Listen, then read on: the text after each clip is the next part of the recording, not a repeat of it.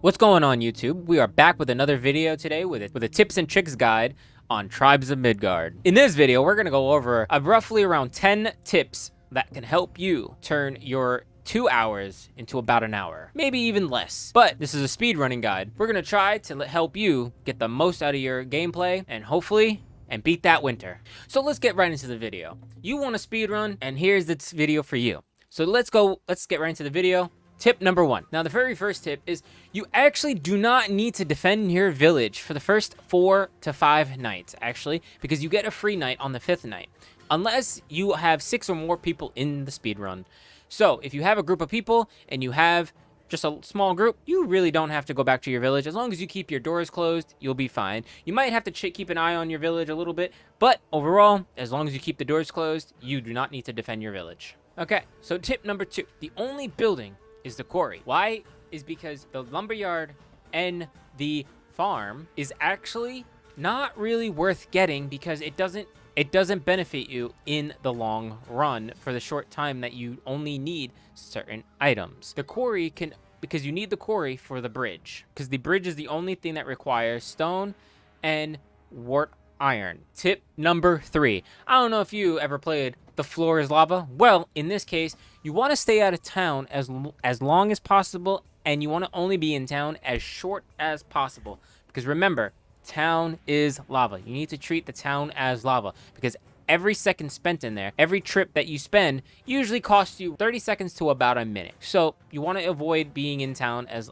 much as possible. Know what weapons and tools and armor you need. Tip number 4. Depending on what class you play, you might need a certain weapon, tool, or armor to get progress a little bit further. Such as, if you play the hunter, you might want to prioritize your tools just slightly faster before you do anything else, so you can get the double loot option.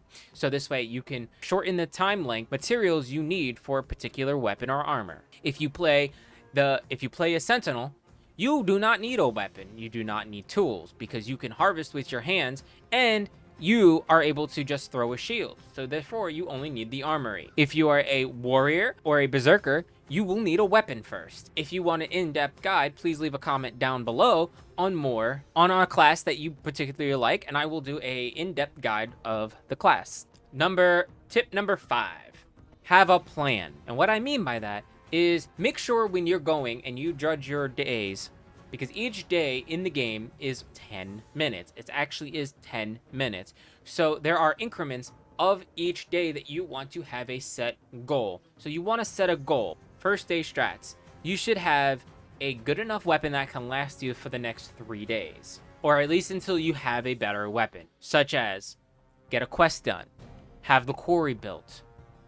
Things of these nature that you want to have, depending on what class you play, can mean the difference between 10 minutes to 5 minutes. So you want to have a 5 to 10 minute plan every single time you play, every time you start. And this leads me into tip number 6. Do not be afraid to restart the map. I can't tell you how many times I restart the map. I've restarted about 20 times in the course of an hour, just because the map was really bad. I will tell you that I got all the way to a boss and I restarted because I just knew I wasn't going to beat the record. Every time you die, it sets you back 4 minutes or longer depending on your skill gap. Or if you feel like the run is not going so well, feel free to restart to get the outcome that you want. Ignoring 90% of enemies and camps and objectives is very much key to becoming a speed runner, to get the most out of your run as fast as possible. There will be times where you really want to get that beach camp and you just don't have enough time to do it. However, if you are just relaxing and trying to have a good time and just trying to complete things in a timely manner, I know I went over this a little bit, but weapons. Know your weapons. Know your weapons materials. Find the weapon that you enjoy playing with and go with your weapons. I recommend the spear and the axe or the sword. I do not recommend any other weapon because the bow or the hammer, their kill times, the kill times on the hammer and the bow are just too slow and they do not do enough damage. If you like playing with them, by all means, play with them, but I do not recommend them for speed runs. But casual play or group play, they are perfectly fine. This game is heavy on RNG. Every time you start a game, the game randomizes the map, enemy placements, and quests that you have to be done, and as well as locations of objectives. No game you play will ever be the same, so do not worry about anything. If you are having really bad RNG, restart. Do not be afraid to restart the game.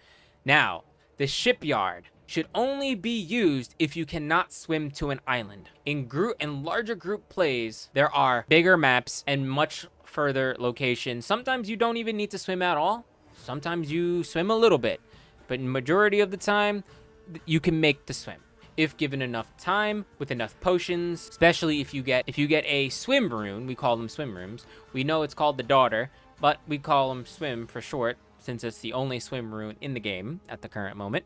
If you get a swim rune, you'll be able to make almost any swim you want, given that you have enough potions. Every swim rune makes a swim a lot easier, and you'll be able to swim a lot further. You should only boat as a last resort, unless you are just casually having fun, and if you're just playing a casual game with friends. Now, whether or not you play solo or you play with groups or friends, it is always beneficial to have fun. And remember, practice is key. If you liked my guide and if you think of any more tips, please leave them down in the comments down below. If you liked the video, please hit that like button and be sure to subscribe for more.